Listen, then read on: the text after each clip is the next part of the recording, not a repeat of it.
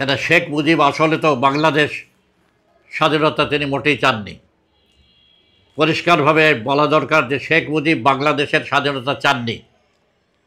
তিনি চেয়েছিলেন এই অঞ্চলের পূর্ব পাকিস্তানের সর্বোচ্চ আত্মনিয়ন্ত্রণ অধিকার, এবং এই আত্মনিয়ন্ত্রণ অধিকার নিয়ে পাকিস্তানের কাঠামোর মধ্যে থাকা, এবং তিনি নিজে চেয়েছিলেন পাকিস্তানের প্রধানমন্ত্রী হতে। এবং তিনি যে এই পাকিস্তানের প্রধানমন্ত্রী হতে পারলেন না, এইটা তিনি জীবনের শেষ দিন পর্যন্ত হজম করতে পারেননি।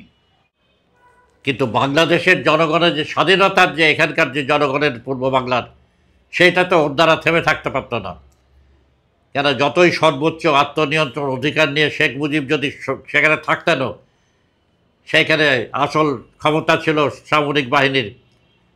সেইখানে একটা পর্যায়ে সে সংঘর্ষ মতবিরোধ দেখা দিত, এবং সেই শেখ মুজিবের নেতৃত্বাধীন পাকিস্তান সরকারও ভেঙে পড়ত।